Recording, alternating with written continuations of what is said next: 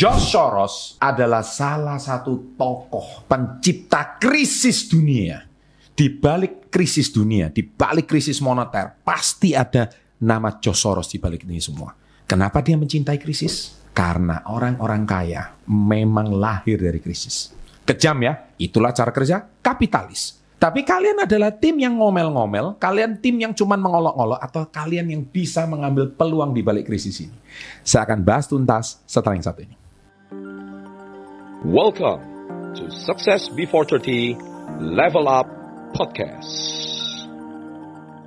Kali ini seperti biasa, saya mengundang narsum favorit Anda, Bapak Tony Adikoryo. Selamat pagi, Pak Tony. Pagi, Pak Chandra. Iya, salam hebat, luar biasa. Pak Tony, George Soros ini siapa sih? Mungkin anak-anak Gen Z ini nggak paham siapa George Soros. Ini manusia kok kejam amat gitu ya. Gimana menurut Pak Tony ini? Ya, George Soros adalah seorang hedge fund besar di dunia, Pak. Dan dia memang salah satu profesinya adalah dia memang spekulan. Yang mana dia melihat bukan hanya saham, bukan hanya mata uang, tapi kadang-kadang dia melihat negara mana yang bisa dikerjain. Parah ini orang. Dan negaranya yang dikerjain banyak loh, Pak. Ya Thailand, tahun berapa ya? 97. Ya. Sebelum Indonesia. Ya. Kemudian Indonesia kena Indonesia dikerjain 98 ya. Itu George Soros ya yang ngerjain. Ya. Bahkan Inggris pun pernah dikerjain sama George Soros. Ini orang masih hidup nggak sih Pak sekarang, Pak? Oh, masih, Pak. Masih hidup ya? Iya. Ini udah tua, hidup. Tukang rampok orang lagi gitu. Karena dia nggak peduli. Bagi dia itu adalah profesinya dia. Jadi permasalahannya dia memandang ini bukan masalah ya dia peduli sama orang, tapi masalahnya ini profesinya dia. Kalau dia nggak ada seperti kondisi seperti itu, ya dia nggak akan bisa kaya gitu. Ya. Nah jadi Pak, kalau seberapa powerful orang ini, Pak? Saat ini cukup powerful, Pak. Dia cukup disegani oleh para hedge fund dunia. Dan yang dia mainkan itu di samping mata uang, dia juga melakukan investasi di banyak hal sih sebetulnya. Seperti itu. Oke. Metodenya George Soros ini gimana sih, Pak? Metodenya dia kalau ada kesempatan, terutama negara-negara yang punya utang besar, kemudian cadangan devisanya kecil, dan kemudian dia merasa bisa dikerjain, maka dia kerjain. Cara ngerjainnya gimana, Pak? Kalau Bapak boleh tahu. Cara ngerjainnya dia biasanya membeli, misalkan rupiah ya waktu itu ya, membeli rupiah, kemudian dia jual. Dia jual, kemudian mata uangnya jatuh kan waktu itu. Nah, setelah mata uang kita jatuh, otomatis kan harganya murah tuh. Dia beli. Jadi dia utang dulu, kemudian dia jual, kemudian mata uangnya jatuh, dia beli lagi, dia kembalikan uang utangnya. Dan dari situ dia dapat untung banyak. Oke. Nah, metodenya dia biasanya menciptakan persepsi-persepsi. Jadi orang tuh dibuat takut, dibuat nanti ini bakal begini. Nah, biasanya orang kan seringkali musuh manusia dalam investasi kan ada 3 hal. Yaitu yang pertama fear. Yang kedua adalah greedy. Yang ketiga adalah hope. Nah, FGH ya? FGH. Nah, orang dipancing ketakutannya. Kalau nggak gitu dipancing keserakannya. Nah, kemudian orang berharap. Nah, ini yang dimainkan sama dia. Seringkali orang yang paling gampang dikerjain adalah ketakutan. Fear. Nah, fear itu yang biasanya orang menjadi panik, menjadi apa. Nah, sesuatu yang kadang-kadang nggak kelihatan nyata, tapi saat itu terus dihembuskan, itu bisa menjadi sebuah kenyataan, Pak, akhirnya. Kenapa? Karena dipicu oleh fear-fear tadi. Dan fear ini biasanya dihembuskan juga dengan berita-berita. Nah, makanya dia menggunakan buzzer kalau sekarang ya. Terus kemudian dulu dia membeli biasanya saham daripada newspaper atau koran, atau membeli saham daripada majalah.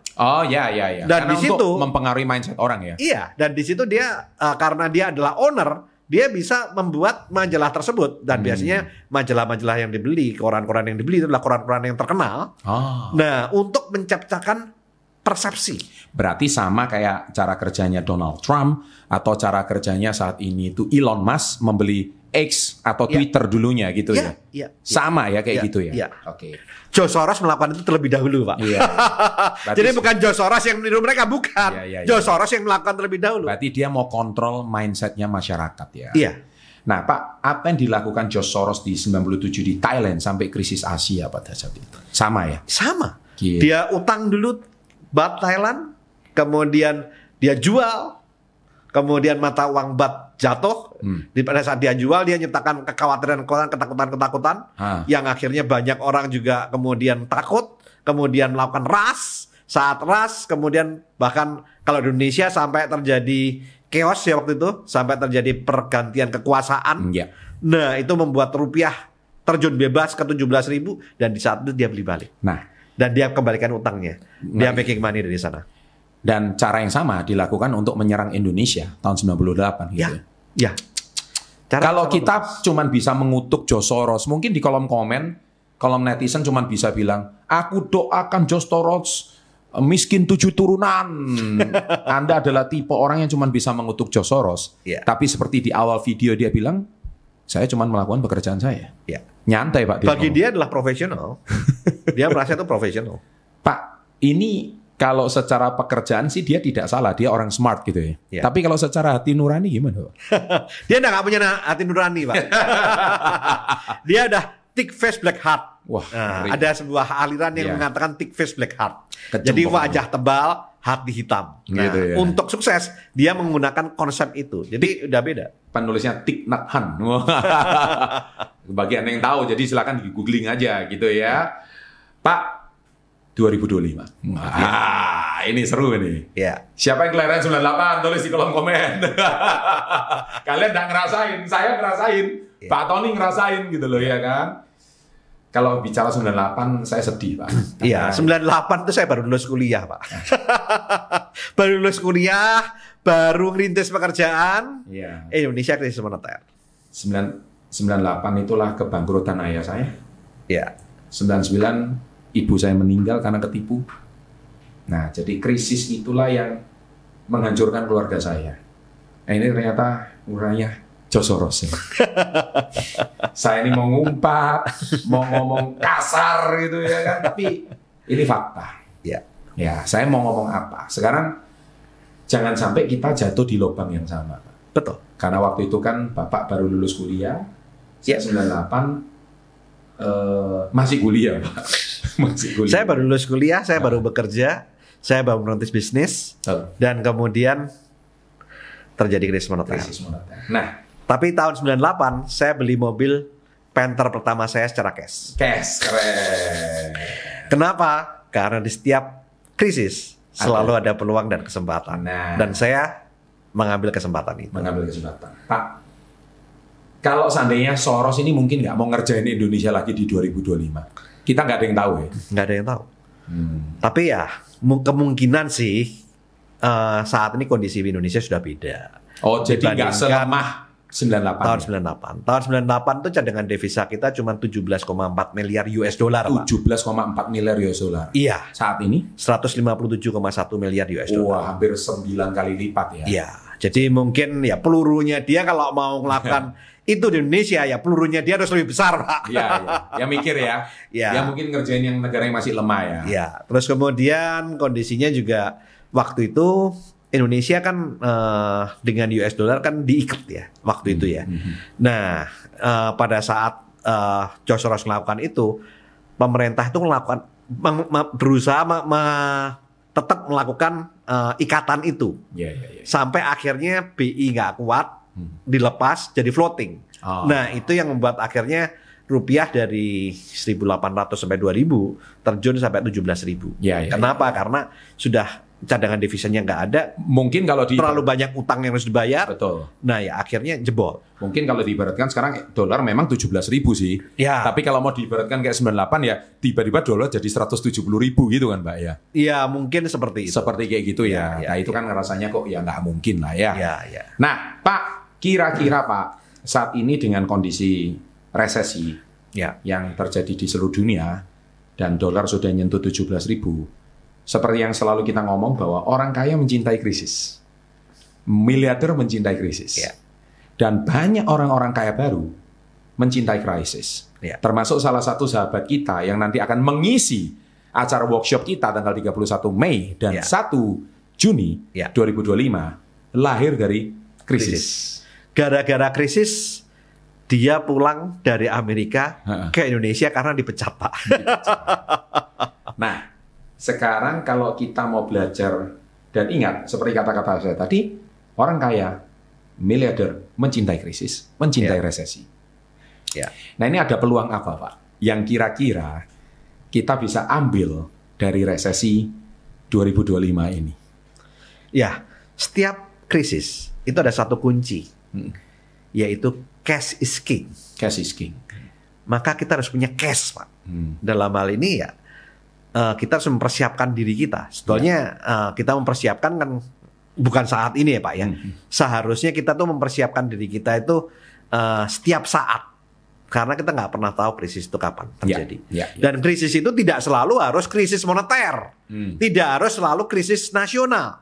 Bisa saja negara baik-baik saja. Kalau kita nggak bisa mengelola keuangan kita, diri kita yang krisis, keluarga kita yang krisis. Walaupun kondisi nasional baik-baik saja. Sebaliknya pada saat kondisi ekonomi nasional buruk, kalau kita bisa mengelola uang kita dengan baik, ya tetap kita nggak krisis. Bahkan pada saat krisis moneter terjadi krisis nasional, disitulah justru sebuah peluang karena kita punya cash, Pak. Banyak sekali orang-orang kaya itu karena dia punya cash, dia bisa menjadi konglomerat, Pak. Salah satu contohnya adalah Jarum Group. Dulu Jarum Group seperti yang kita pernah kupas, itu hanya perusahaan rokok, Pak. Tapi dia pada saat krisis tahun 98 dia punya cash. Dan saat Om Lim, Salim Group terkena permasalahan keuangan karena krisis saat itu dan terpaksa harus menjual BCA, maka Jarum, Pak Budi dan Pak Michael Hartono karena dia punya cash dia beli. Dan itulah yang membuat saat ini mereka berdua menjadi salah satu orang terkaya di Indonesia. Bahkan lebih dari 10 tahun ya, dia bercokol menjadi orang nomor 1 di Indonesia. Pak, kalau saya hari ini punya uang lebih, Pak. Mau banyak nggak banyak relatif. Saya pengen ikut workshop ini. Untuk menata keuangan saya, supaya saya tahu tempat investasi mana yang terbaik, disesuaikan dengan profil risiko saya, disesuaikan dengan pekerjaan saya, usia saya. Itu saya kalau pengen belajar di workshop 31 Mei itu apa yang saya pelajari, Pak? Kita akan belajar mengenai, saya akan sharing tentang 4 wealth ya, Pak ya. Yaitu yang pertama yang namanya wealth management. Nah, wealth management itu meliputi 4 wealth yang lain. Yang pertama adalah wealth creation, gimana kita menciptakan kekayaan kita, gimana kita menciptakan multiple source of income, sehingga kalau kita punya banyak income atau kita punya satu income tapi bisa menghasilkan gede, maka itu akan membuat kita lebih mudah mempunyai wealth yang lain. Wealth creation adalah salah satu kuncinya. Nah, dari wealth creation itu uang yang diperoleh ini juga harus dikelola. Karena kalau kita punya uang banyak tapi kita nggak bisa ngelola, yang terjadi apa? Ya akhirnya uang masuk, uang keluar. Akibatnya apa? Tidak tersisa, Pak. Orang kaya bukan tergantung dari berapa besar income yang dimilikinya, tapi tergantung dari berapa besar aset yang dimilikinya. Nah, makanya orang kaya bukan diukur dari berapa income-nya, tapi diukur dari berapa banyak asetnya. Karena aset itu akan menghasilkan yang namanya income berikutnya. Nah, income yang pertama kan mungkin bisa dari gaji. Income yang kedua mungkin bisa dari hasil usaha. Nah, tapi kalau orang hanya bekerja dari dirinya sendiri, maka ya hanya tergantung uangnya itu tergantung dari kemampuan dirinya sendiri. Padahal ada sebuah kekuatan yang lain, yaitu dari yang namanya hasil investasi. Dan seringkali hasil investasi ini membuat orang kaya raya. Di samping itu juga harus punya passive income. Bagaimana caranya membangun Saya akan belajar semua itu ya? Kita akan kupas itu semua. 1 sampai 1 ya. Saya rasa ini penting ya, sahabat SP30 untuk Anda belajar topik seperti ini dan juga bagaimana meningkatkan income Anda. Karena itu akan membuat justru di saat resesi seperti ini itu Kita nggak usah takut dengan George Soros, kita nggak usah takut dengan apa. Tapi justru dengan kondisi seperti ini tuh apa peluang yang kita bisa dapatkan? Iya. Dan bagaimana cara penempatan yang tepat gitu ya. Betul. Menata Bagaimana yang cara tepat. mengelolanya? Mengelolanya. Nah, kemudian gimana caranya kita harus masuk ke pos investasi? Iya. Instrumen investasi apa aja yang harus kita masukin? Iya. Kira-kira kalau timing seperti ini yang tepat investasi apa? Seperti apa ya? Kalau kemudian kondisinya berubah, maka kita harus berubah ke investasi yang apa? Nah, itu kita harus memahami yang namanya makroekonomi, memahami mengenai peluang-peluang yang ada, dan itu ya nggak mungkin saya jelaskan di podcast ini, Pak. Kalau Anda mau tahu dan belajar lebih dalam, silakan chat CS sekarang juga, Customer Service. Saya letakkan di kolom deskripsi dan di kolom komen. Silakan Anda chat Pelatihan Merdeka untuk Anda belajar lebih lanjut, dan sampai jumpa di workshop tanggal 31 Mei dan 1 Juni. Dan satu lagi, Pak. Apa itu? Pada saat itu kita kedatangan pembicara tamu yang luar biasa, yang lahir dari krisis, yaitu Bang Sandiaga Uno. Jangan ketinggalan, karena Anda bisa belajar dari orang-orang terbaik, dari salah seorang putra terbaik bangsa. Ya. Sempat masuk jadi orang terkaya ke-37 Indonesia loh, Pak. Betul. Dan dia mengatakan bahwa salah satu investasinya, beberapa investasi terbaiknya dibeli pada saat krisis. Iya. Dan pada saat workshop nanti dia akan berbagi banyak. Luar biasa. Di samping itu, sahabat kita, Prof. Fedal Tuhin juga katanya akan hadir dan memberikan session kepada rekan-rekan sekalian, walaupun nggak sama ya, seperti yang kemarin kan 2 hari ya. Kalau yang ini dia cuma sharing sekitar 1-2 jam. 1-2 jam. Baik. Kalau Anda mau belajar kalau Anda mau jadi yang terbaik, learn from the best. If you want to be the best, learn from the best. Ulangi kata-kata saya, tulis di kolom komen. Dan saya percaya, if you want learn the best, sampai jumpa di tanggal 31 Mei dan 1 Juni 2025. Sampai jumpa di Puncak Kemakmuran.